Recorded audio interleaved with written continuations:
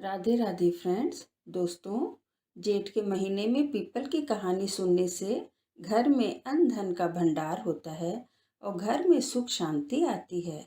अच्छा पुत्र होता है और लक्ष्मी है वो छन छन करती हुई हमारे घर आती है। और हम जेठ के महीने में पीपल की कथा सुनते हैं तो उसका हमें अनमोल फल मिलता है। पीपल की कहानी चलिए शुरू करते हैं। बोलिए विष्णु भगवान की जय। एक ब्राह्मण ब्राह्मणी थे। वे दोनों पीपल सींचा करते थे। जब जवान थी तब पीपल सींच लिया करते थे, कोई दिक्कत नहीं होती थी और उनकी कोई संतान भी नहीं थी। पर जब बुढ़ापा आया तब पीपल सींच कर भोग लगाती थी तो ब्राह्मणी थक जाती थी और यूँ बोलती थी कि अगर बहू होती तो आराम हो जाता। पीपल 5 कोस दूर था। हमेशा पीपल सींचने जाते और विष्णु भगवान का नाम लेते, लक्ष्मी जी का नाम लेते। अब ब्राह्मणी उदास रहने लगी। ब्राह्मण देवता सोचे अब कैसे ठीक किया जाए। ब्राह्मणी कहती बहू ले आओ, तो ब्राह्मण कहता बेटा ही नहीं है तो बहू कैसे लाऊं।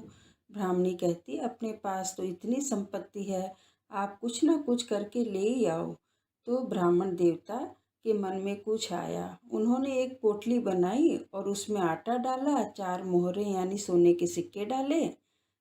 चलते चलते गांव से दूसरे गांव, दूसरे से तीसरे गांव, तीसरे से चौथे गांव पहुंच गए।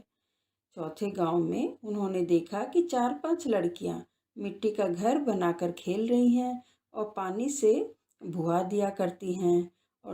और उसमें से एक लड़की ने घर बनाया। उससे कहा कि तुम भी तोड़ो, पर उसने कहा मैं तो अपना घर नहीं तोड़ूंगी, घर बड़ी मुश्किल से बनता है, मैं ना तोड़ूंगी। ब्राह्मण देवता उस लड़की के पीछे पीछे हो लिए और पूछा तुम किस जात से हो। तो उसने कहा हम भी ब्राह्मण की जात से हैं।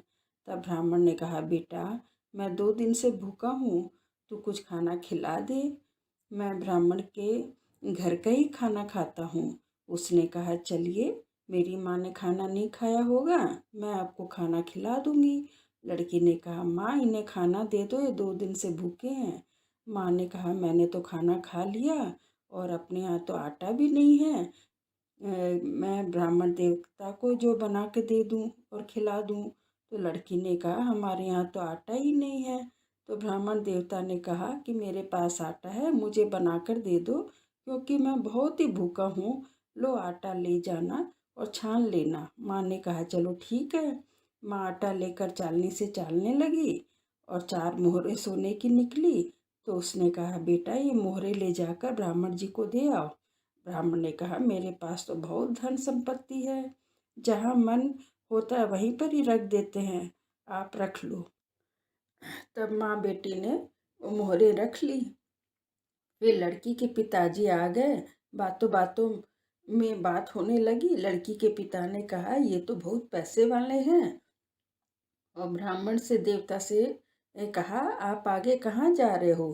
तब ब्राह्मण देवता ने कहा मैं अपने बेटे के लिए बहू देखने जा रहा हूँ। मेरा बेटा काशी में है और 12 बरस बाद आएगा, वो वहाँ पढ़ाई करता है। तब लड़की के पिता के मन में आया कि ये इतने पैसे वाले हैं, मेरी भी बेटी है।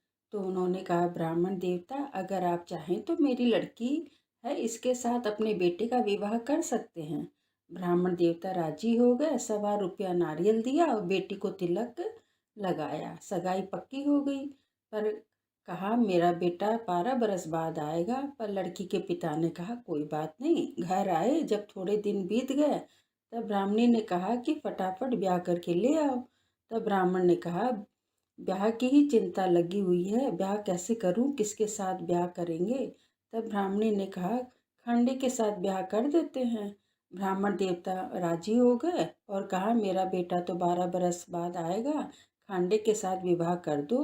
बेटी का पिता भी राजी हो गया और खांडे के साथ उसका विवाह कर दिया। छोटी सी बहू घर आ गई। सारा दिन इधर उधर फिरती रहती, छन छन करती रहती, उछल कूद करती, घर का सारा काम करती।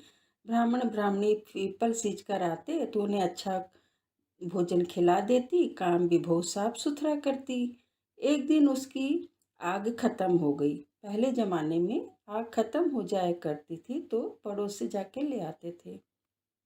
वो भागी भागी पड़ोसन के पास गई, मुझे आग दे दे, मेरे सास ससुर आने वाले हैं, उनको भोजन बना कर देना है।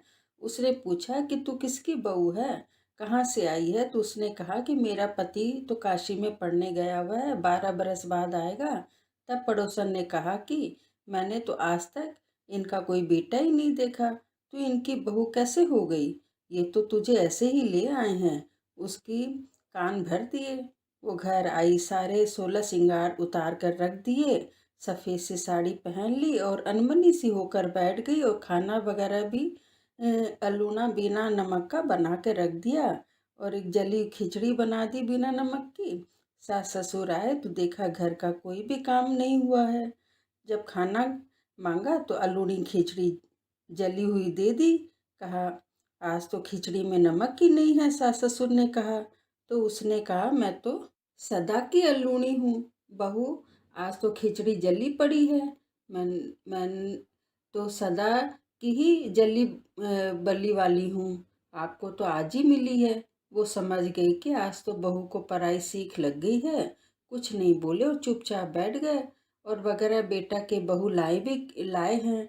अब क्या करें, उनका तो उनको तो पता ही लग गया है इस बात का। दूसरे दिन जाने लगे तो बहू ने कहा आपने मुझे 6 कोठे की ताली तो दे दी, 7वें की ताली नहीं दी, मुझे तो वही चाहिए। तब सास ससुर ने कहा नहीं बेटा, उसमें क्या देखोगी, जाकर। पर बहू मानी नहीं, उसने कहा मुझे तो 7वें कोठे की ही ताली चाहिए। सास ससुर ताली देकर पीपल सींचने चले गए। भगवान का, लक्ष्मी माता का नाम लेते रहे। विष्णु भगवान हमारी अब रक्षा आप ही को करनी होगी, अब हम क्या करेंगे। जैसे ही सास ससुर गए, बहू जल्दी जल्दी से ऊपर गई। किसी में हीरा भरा हुआ था, किसी में सोना रगा, रुपया जेवरात भरे पड़े थे। जब 7वें कोठे की ताली खोली तो विष्णु भगवान, लक्ष्मी माता बैठी हुई थी। पीपल का पेड़ लगा हुआ था, और एक बहुत ही सुंदर सा बालक लड़का बैठकर भगवान की पूजा कर रहा था। कंधे पर तौलिया था और कथा कर रहा था। पूछा तू कौन है? कहने लगा मैं तो तेरा पति हूँ। तो उसने कहा तू तो पढ़ने गया हुआ था काशी, पढ़ने के बाद। बोला मैं पढ़ने के बाद कुछ दिन यहाँ आता हूँ, और जब 12 बरस हो जाएंगे तो मैं अपने माता पिता से मिल लूँगा। पर बहू से रहा नहीं गया, और उसने अपने 16 श्रृंगार किए, नए कपड़े पहने, फटाफट सारे घर का काम किया, अच्छा अच्छा भोजन बनाए, और देखती रही कि सास ससुर आए तब बात करूँ। जब सास ससुर आए तो कहा आओ सासू जी आपकी जूँ काढ़ूँ। सासू ने मना किया तो ब्राह्मण देवता ने कहा कड़वा ले, कहीं ये फिर से नाराज ना हो जाए। फिर बहू ने पूछा आप कहाँ जाते हो? तब सासू ने कहा हम पीपल सींचने जाते हैं, वहाँ हम विष्णु भगवान लक्ष्मी जी की पूजा करके आते हैं। तो उसने कहा आप उतनी दूर क्यों जाते हो, वो तो अपने घर में ही हैं। तब ब्राह्मणी बोली बिंदनी घर में को छोड़, ये तो गांव में ही नहीं है, चलो। तब बिंदनी ने कहा चलो आगे आगे बहू, पीछे पीछे सासू। 7वें कोठे की चाबी खोली तो देखे तो उसमें विष्णु भगवान, लक्ष्मी माता बैठे हैं। एक पीपल का पेड़ है, उसके नीचे एक बहुत ही सुंदर सा बालक लड़का कथा कर रहा है, पूजा कर रहा है। ब्राह्मणी ने कहा तू कौन है? तो उसने कहा मैं आपका बेटा हूँ। ब्राह्मणी ने कहा मेरा तो कोई बेटा नहीं है। पर उसने कहा विष्णु भगवान ने उन्हें बेटा दिया है। वो बहुत ही गदगद हो गए ब्राह्मण ब्राह्मणी। भगवान से उन्होंने आशीर्वाद लिया और बहुत ही गदगद हो गए, और उन्होंने भगवान की आराधना करने लगी। भगवान अपने मेरी रक्षा की, कहा मैं जान जाऊंगी, ये जान जाएगी, पर सारी दुनिया कैसे जानेगी कि मेरे कोई बेटा है। दूसरे दिन लोहे की आंगी पहन ली माँ ने। बेटा नदी के इस पार खड़ा हो गया, माँ उस पार खड़ी हो गई। लोहे की आंगी से ही दूध की धार बहने लगी और बेटे के मुंह में चली गई। तो सारे गांव में हेला फेराया गया कि विष्णु भगवान की पूजा करने से जेठ के महीने में पीपल जरूर सींचे, इससे उनका ज़्यादा धन दौलत आती है, सुंदर सा लड़का आता है, सुंदर सी बहू आती है, अन्न धन के भंडार भरे रहते हैं। हे पीपल देवता, जो आपको पढ़े सुने और सुनावे उसके घर में भी अन्न धन का भंडार देना। पीपल सींचने के लिए हमें सूर्योदय से पहले सींचना चाहिए। द्वादशी के दिन पीपल नहीं सींचना चाहिए। शुक्रवार के दिन भी पीपल नहीं सींचना चाहिए। शाम को 6 बजे के बाद दीपक जला सकते हैं। और अगर आप सूर्योदय से पहले नहीं सींच सकते हैं तो 9 बजे से पहले पहले ही पीपल सींच सकते हैं। पीपल सींचने के कई नियम होते हैं। रोली, चावल, धूप, दीप जलाते हैं, फेरी देते हैं, तो उसका हमें बहुत ही लाभ होता है। जेठ के महीने में पीपल की कहानी रोज सुनी जाए तो उसका हमें अमोल फल मिलता है। मैंने ये जो कहानी सुनाई है, यदि आपको पसंद आई हो तो एक लाइक ज़रूर करें और ज़्यादा से ज़्यादा शेयर करें, क्योंकि इस कहानी को जो पढ़ता है, सुनता है और सुनाता है, उसके घर में अन्न धन के भंडार भरे रहते हैं और घर में सुंदर सा पुत्र पुत्र वधू आती है। हर तरह से सुख शांति बनी रहती है। धन्यवाद।